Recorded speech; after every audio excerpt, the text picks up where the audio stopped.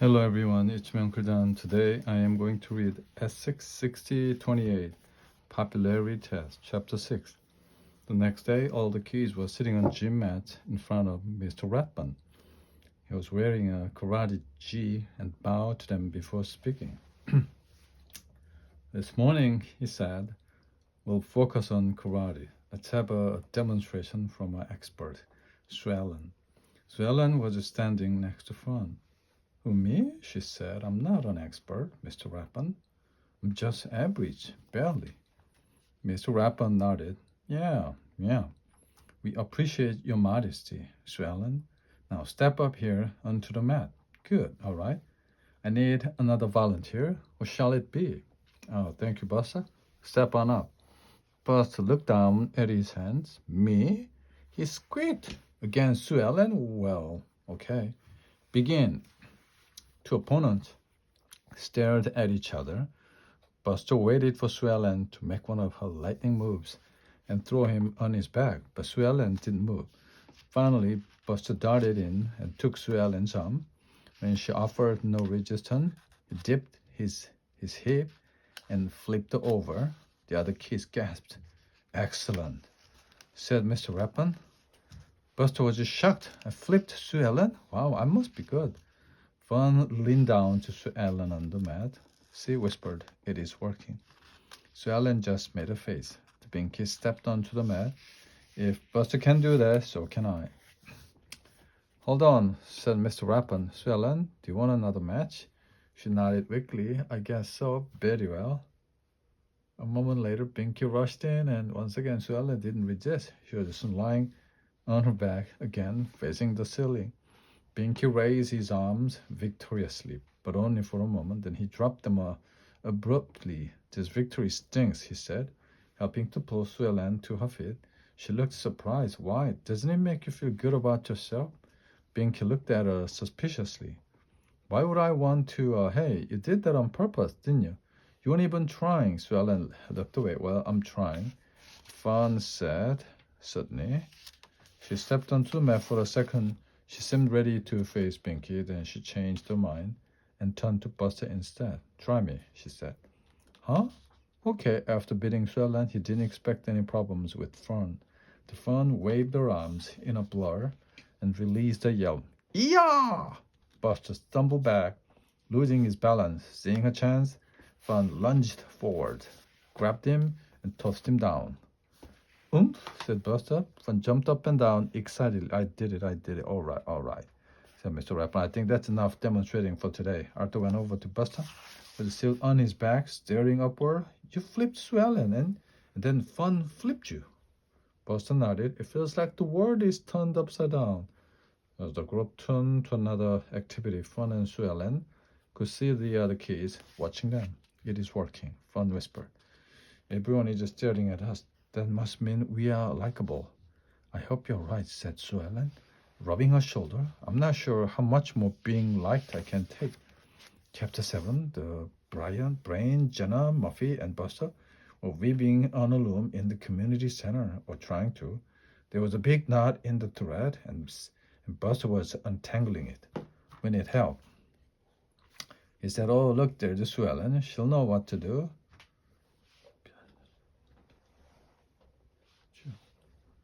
Sue Ellen entered the room with Fun. Help with that. Help with what?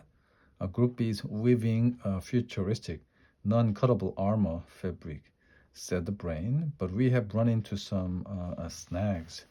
He glanced at Muffy. I know you have done some weaving. Do you have any suggestion? Well, Sue Ellen began. I remember doing. She stopped because Fun had elbowed her in the side. Go on, said the Brain. Actually, I don't remember that much. I'm sure any ideas you have will be better than mine. She turned and walked off, but Fun took a moment to look at their work. Silver, she said. Who made that choice? We all did, said the young weavers. Kazoo, said Fun. It'll clash with everything. Trust me. Go with Red. Then she ran to catch up with Sue Ellen. Red, said the Brain. Where did that come from? No one knew. A little later, Arthur and Francine were working hard. on their instruments. Sue Ellen was sitting with them. Francine bent a thin aluminum pipe into a lopsided triangle. Then she hit it with the metal rod. Clunk. Sue Ellen forced a smile. Meanwhile, Arthur was stretching rubber bands on a wooden frame. He let go of one of them, and it ricocheted around the room, hitting Francine in the arm. "Oh, wow," said Francine. "Sorry," said Arthur. "Sue Ellen," said Francine, "weren't you going to show us how to make idiot phones?" "No, not idiot phone." So Ellen explained, "Idiot phones. An idiophone is an instrument that vibrates when it's struck and makes a noise, like a gong or a drum." She hesitated as Fun came in. "I mean, that's what I think it is. I'm probably wrong." "Probably," Fun agreed, pulling the book of poems out of her backpack. "Listen up, everyone," she said. "I've chosen the poem I'm going to read. Arthur, you and Francine will accompany me." "We will?" said Arthur. "Wait, when did we decide that?" "You didn't?" "I did. This group needs leadership, so I'm providing it." "This group doesn't need a leader," said Francine. "Right, Sue Ellen?" "Well," Fun folded her arms. "Sue Ellen and I have already discussed this. We have agreed that she has no opinion." Francine stood up. "Maybe not," she said, "but I do. If you want to boss people around, find your own group." She took a metal triangle and left. You two are sure acting very strange," said Arthur. Then he followed Francine out the door. Fun watched them go. "Do you think I was strong enough?" she asked Sue Ellen. "Oh yeah. They definitely know you are here now. There's no missing you at this point." "Good," Fun sighed. "At least I think it's good. Our plan is working out well, isn't it?" Sue Ellen tried to smile because she didn't know what to say. Chapter 8. Arthur and Francine were sitting by a wall, trying to play their instrument. Arthur was having particular trouble getting his rubber bands to stay put. "Sprung, there goes another one," he said. "They're all either too tight or too loose. I was counting on Sue Ellen to help me with this part, but she keeps telling me to do it my own way." He scratched his head. She's never shy with her opinions before. "And Fun has become just the opposite," Francine muttered. "I like the old Fun better. She was quiet, but I always felt like she listened to what I had to say. Now she's just a bossy know-it-all. Ooh, they both make me so mad." She pounded on a gourd as she spoke, and her hand broke through the side. "Hey, I'm stuck." She waved her hand around with the gourd on the end of it. Across the room, the brain and Jenna were hopelessly tangled up in the loom. Buster looked like a mummy in red and silver as he tried to untie the different knots. Muffy folded her arms in disgust. "This is ridiculous," she said. "It's all Sue Ellen's fault." "I don't follow your logic," said the brain. "She's not even part of our group. Sue Ellen knows how to weave." Muffy insisted she could have helped us, but no, she stayed away. "Wait till I give her a piece of my mind." "Well, at least we are better off than Binky," said he, pointed to the corner of the room where Binky was lying on the floor, wearing the papier-mâché horse's head. Molly, Rattles, and Prunella were squatting around him, trying to apply some finishing touches of paint. "Binky, you have to get up now," said Prunella. "We can reach the back with you lying on the floor." "Why did she do it?" came the muffled voice from inside the horse's head. Prunella shook her head. "Are you still talking about that?" Horse's head nodded. "I've been trying to figure it out, but I just don't understand." Molly groaned. "Sue Ellen wasn't making fun of you. She faked the fall," Binky went on. "So insulting. She doesn't even think I'm worth flipping anymore." "We'll be flipping you in another minute," said Rattle, pulling Binky up to a sitting position. "Then we'll take on Sue Ellen and Fun." Mr. Rappen surveyed the room in dismay. "What is happening?" he moaned. "I thought everything was going so well." He scurried around, trying to calm everyone down and help out wherever he could. Behind him, scurried around. Behind him, Sue Ellen and Fun looked on in disbelief. Looked on. They had heard most of what everyone had said. Was it possible they had made such a big mistake? Where had they gone wrong, and how could they make it right again? Chapter 9. Fun and Sue Ellen snuck out of the building, clutching the copy of Popular Girl. The sun was shining, but they didn't notice. As far as they were concerned, dark clouds hung over their heads. Maybe there's another test in here we can take. A second test for when the first test doesn't work. I'm not sure it'll be enough. Said Sue Ellen. We might need 10 tests just to get things back to normal. The Fun flipped through the pages. What if we missed something? Sue Ellen wasn't very hopeful. I wouldn't count on it. I think we followed the directions perfectly. She sat down on the steps and cupped the chin in her hand. Things should have turned out differently, Fun insisted. Sitting down beside her, our future was supposed to look like this. She held up a muddy photo of a smiling teenage girl. The girl was surrounded by her equally smiling friend. They all looked incredibly happy. They also had very white teeth and no pimples. That's what I had in mind, said Fun. The test made me afraid that if we didn't change, we'd lose the friends we already had. She pointed at the picture. Then we'd never be like her, you mean, said a voice behind them. You've been acting this way because of that stupid popularity test? Fun and Sue Ellen turned.